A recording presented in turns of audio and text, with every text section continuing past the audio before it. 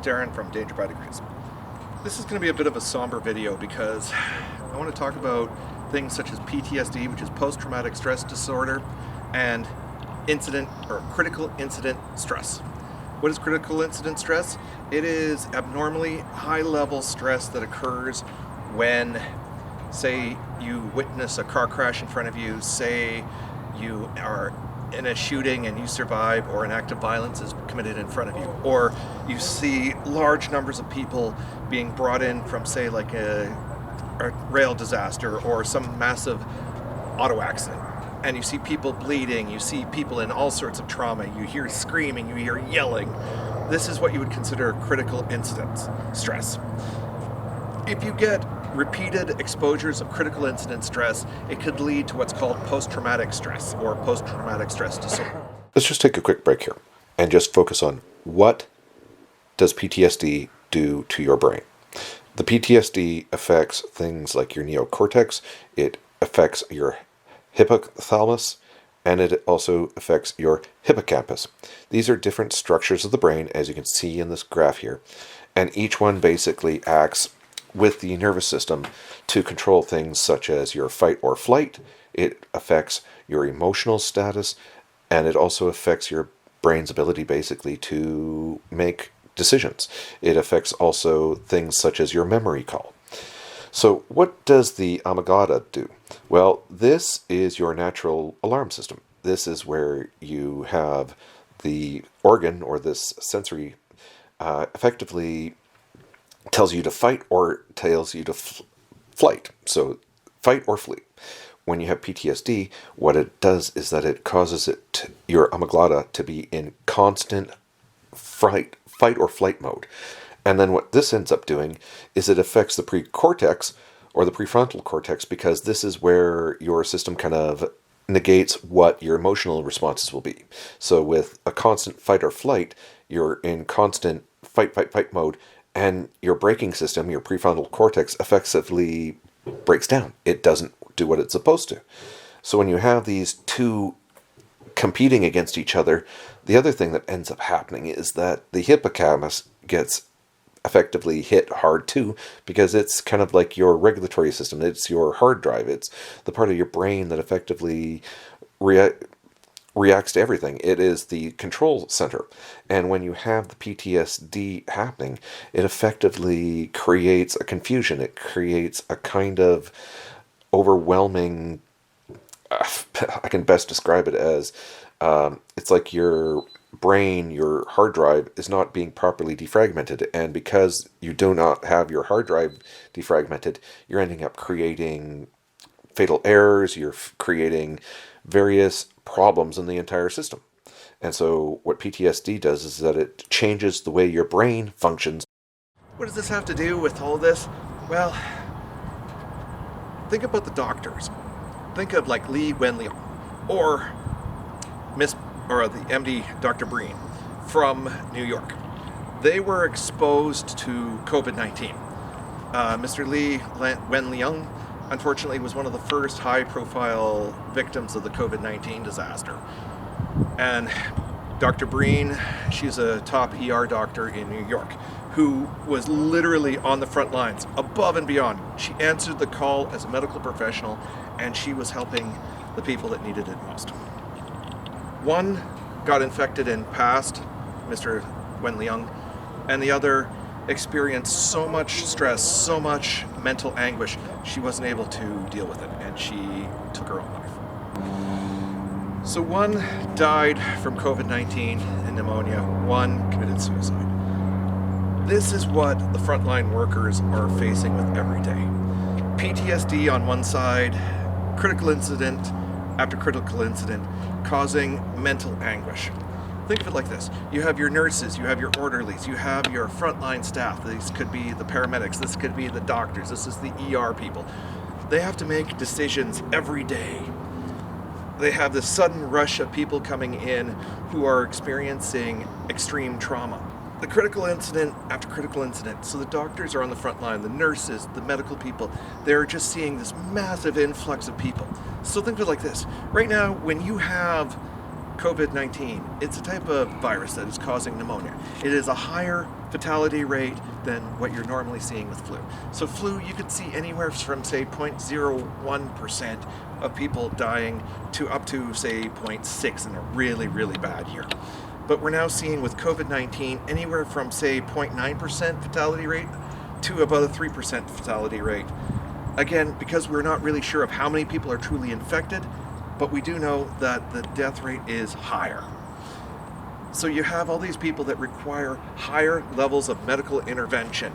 And it's one thing, say, if you have a bad case of flu and you need a medical intervention, and you're usually, say, 3 to 5 days where you're in an ICU where you need that extra medical attention to get you through it, and generally you're either going to go one way or the other. And I pray to all those people that are in that going in that they go the other way, that goes out the door healthy as they came in and recovering. But think of it like this: too many people are going through the other door and unfortunately are dying. Think of the mental stress this is putting on so many of the healthcare providers. They're coming in, they have to don all this gear, they have to go through, and every day, every shift, grind through the mental anguish of watching as all of these people who could have been saved can't. You have all of these elderly, you have people who are just suffering massive amounts of pain. It's just unfathomable when you have just literally entire hospitals overrun with people suffering from COVID-19. They're now getting to the point where they're setting up satellite centers in gymnasiums. There is literally now in Texas, Florida, and Arizona, and California, places like that, where the northeast of the Atlantic coast was hit bad. Now it's the south. It's the south and the west that's being hit. Arizona, Texas, and Florida. Where one side, such as up in New York, and we saw Dr. Breen, now you're going to see this happening in, say, Houston. You're going to see it happening in Miami. What is happening is you have all of these people that are coming in and they're suffering from bad pneumonia. You have to make a choice when they're coming in. Doctors are now being forced to choose. Is this person savable? Are they too far gone?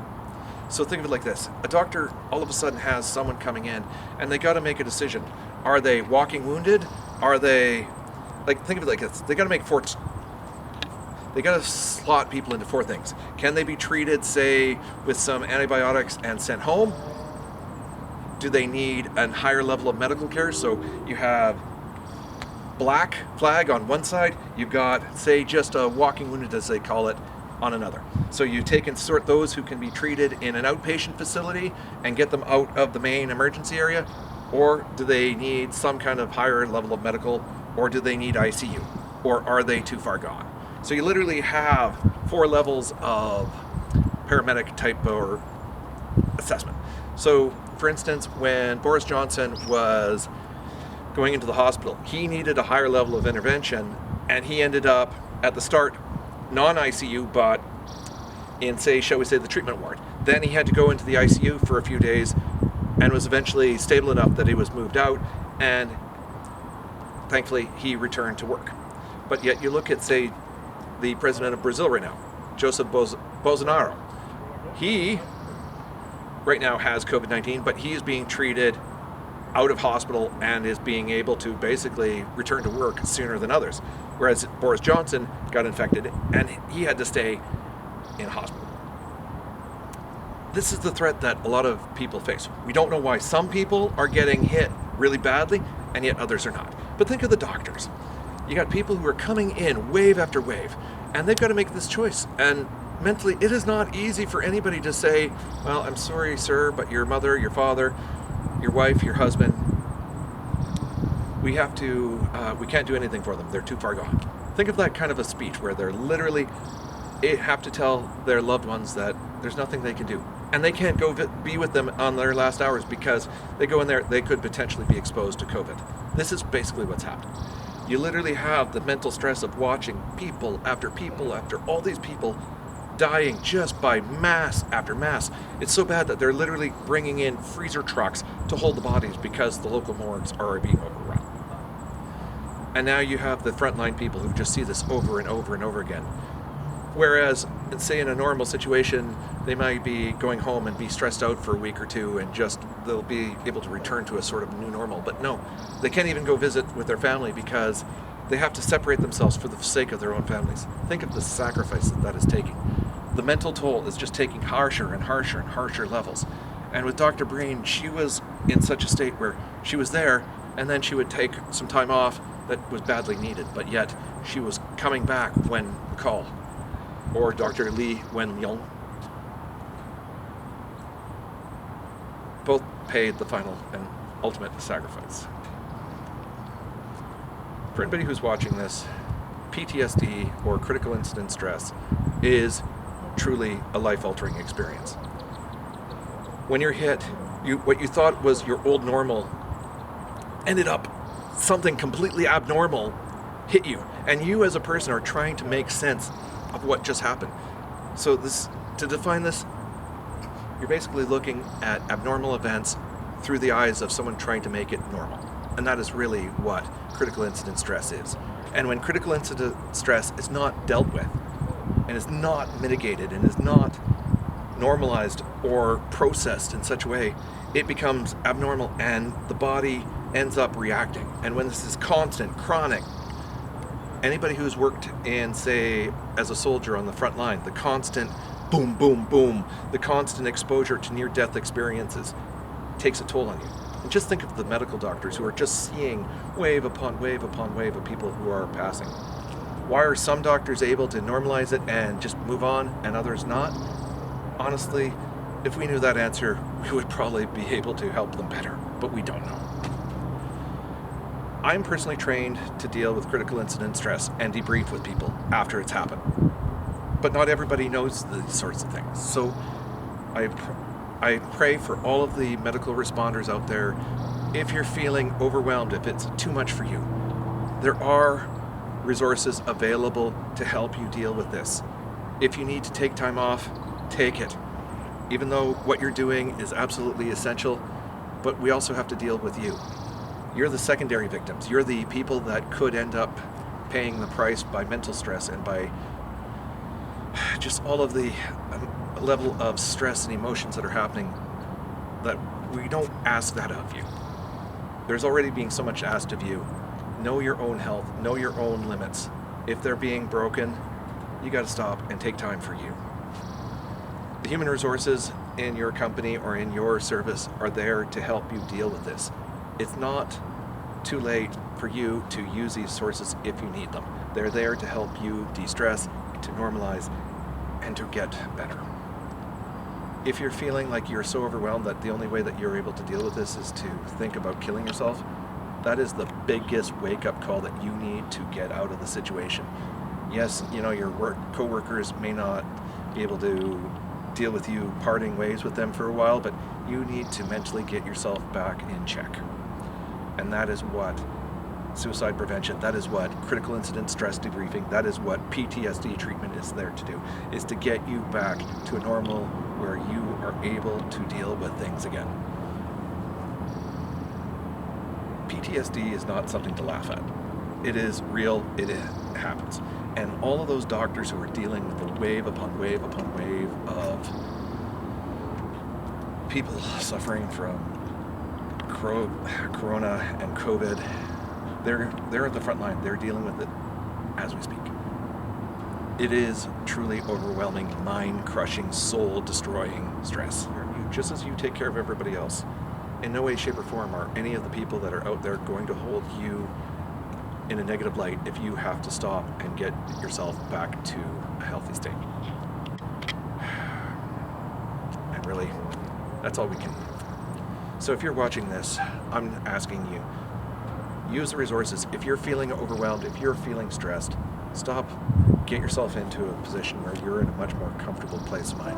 Because if you're noticing that you're being moody, depressed, if you're noticing that your routine, your normal everyday lifestyle is all of a sudden interrupted, and say like whenever you hear a siren you cringe and you're feeling that you don't want to go there, if you're feeling like you're hearing things, you're feeling that there is like a presence of death all around you, these could be signs that you're suffering from PTSD or the stress is getting to you.